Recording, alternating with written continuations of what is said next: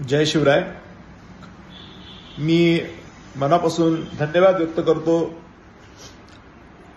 महाराष्ट्र पोलिसांचे, कारण की मी जी विनंती केली होती ती विनंती त्यांनी मान्य केली आणि धार्मिक यात्रांना किंवा जिथे जत्रा भरते तिथे कुठेही काही अडवणुकीच्या संदर्भात आता ते धोरण घेत नाहीयेत।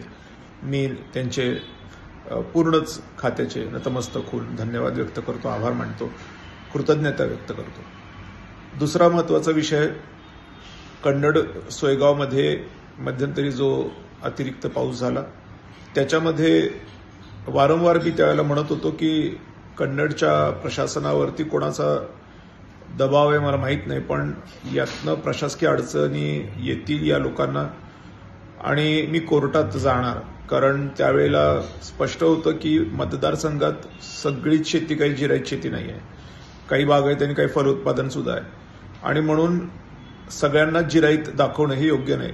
सगळे खातेदार दाखवलेत, पण सगळ्या खातेदारांची जी जिरायत शेती आहे त्याच जिरायत शेतीमध्ये पाऊस जास्तीचा पडला अशा पद्धतीचं जे काही सांगण्याचं काम झालेलं आहे तर ते तार्किक नाही आहे आणि म्हणून कोर्टामधून याच्या संदर्भात विचारणा करण्यात येईल अशा पद्धतीची भूमिका मी त्यावेळेला घेतली होती आणि त्या अनुषंगाने कोर्टात मी गेलो होतो। कोर्टाने तशा पद्धतीने आदेश काढलेत आणि संबंधित तालुका प्रशासनाला विचारलंय की याच्यावरती खुलासा 60 दिवसाच्या आत करा।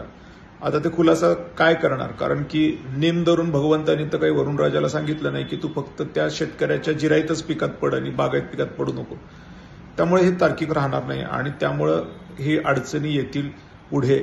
माझी हात जोडून त्यांनाही प्रार्थना आहे की कसं त्याच्यातनं मार्ग काढायचा तो काढा, आम्हाला काही तुम्हाला त्याच्यामध्ये त्रास द्यायचा इरादा नाही आहे, माझं वैयक्तिक तर काहीच नाही आहे, पण शेतकऱ्यांचा फायदा व्हावा अशी प्रामाणिक त्याच्या पाठीमागची भूमिका आहे आणि म्हणून त्या संदर्भामध्ये जे काही करता येईल, आता कोर्टाला काय सांगाल तुम्ही ते तुम्हाला माहिती आहे, आता मी काही सांगू शकत नाही आणि पोलीस अधिकाऱ्यांना चौकशी अधिकारी म्हणून नेमलंय कोर्टाने, त्यामुळे पोलीस अधिकाऱ्यांना सुद्धा माझी विनंती आहे की तुम्ही सुद्धा त्याच्यामध्ये जे फॅक्ट्स आहेत, कारण की या तालुक्यामध्ये जे काही क्षेत्र आहेत ती क्षेत्र आहेतच आणि कितीतरी खातेदार असेही आहेत की ज्यांच्या क्षेत्रामध्ये जिरायत नाहीच आहे, म्हणजे त्यांची खाते जर चेक केलं ते पूर्ण बागायतच खाते आहेत, पण त्यांना जिरायतीचे पैसे मिळालेले आहेत, म्हणजे हे फसवणूकच झालेली आहे। म्हणून त्याच्यामध्ये पोलीस अधिकाऱ्यांनी सुद्धा तपास करत असताना व्यवस्थित तपास करावा।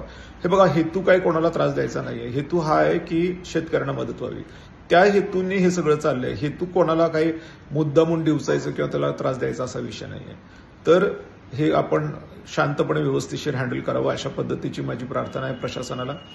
आणि तिसरी महत्वाची गोष्ट अशी आहे की आजकाल महावितरण कंपनीचं मला जरा अजबच कारभार वाटायला लागलाय, कारण महावितरण कंपनीने लिहून दिलं की आम्ही रेग्युलर लाईट बिल ज्यांनी भरले त्याला जर आम्ही लाईट देऊ शकलो नाही तर त्याला आम्ही नुकसान भरपाई देणार, 10 दिवसात देणार असं लिहून दिलं आणि परत त्यांच्याच पाठीमागे लागलेत की आता आम्हाला लाईट बिल पाहिजे, लाईट बिल वसूल केलं तर म्हणजे दिलं तर ठीक, नाही तर आम्ही तुमचं लाईन कट करू।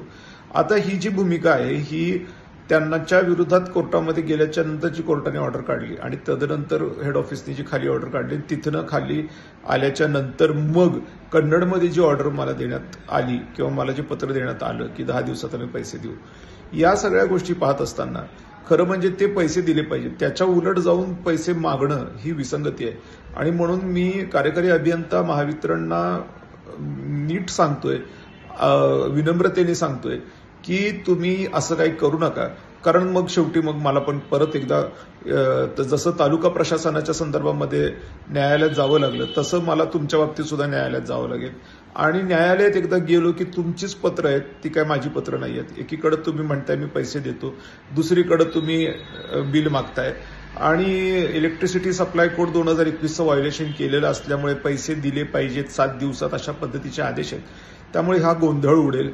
त्यामुळे माझी कार्यकारी अभियंता महावितरणना सुद्धा प्रार्थना आहे की तुम्ही काय उगाच उचापती करत बसू नका।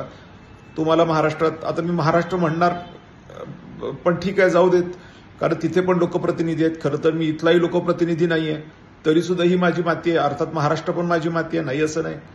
मी तर म्हणेन की महाराष्ट्रातच कुठंही काही करू नका, न कन्नडमध्ये करा, न पुण्यात करा, न कोल्हापुरात करा, न मुंबईत करा, कारण काय आहे तिथं एकदा जर कायदेशीररित्या न्यायालयाने जर निकाल दिला पुन्हा मेन न्यायालयाने तर तुमचे वांदे होऊन जातील, महावितरणचे अक्षरशः वांदे होऊन जातील.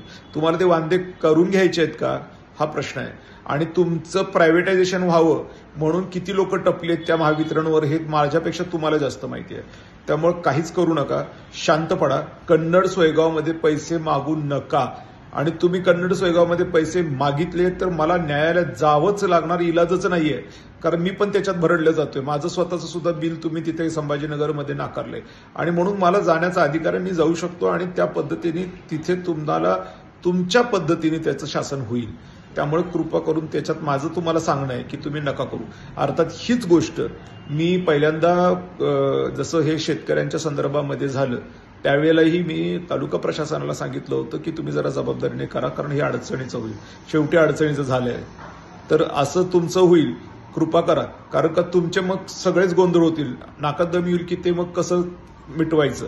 त्यामुळे कार्यकारी अभियंता महावितरण कन्नड सोयगाव यांना मी सांगतोय की दूर राहा, जास्त तगादा लावू नका, कॅन्सलेशन करून टाकू, मीटर काढून घेऊन जाऊ हे धमक्या देऊ नका. कारण का त्याच्यामधून तुमचीच विसंगती निदर्शनास येते आणि ती विसंगती निदर्शनास आल्यामुळे पंचायत होईल. मी तुम्हालाही नतमस्तक होतो, तुम्हालाही प्रार्थना करतो की प्लीज करू नका, अन्यथा मग मला परत एकदा न्यायालयाचे दरवाजे ठोठावे लागतील आणि तुमच्या नाकात दम येऊन जाईल. धन्यवाद.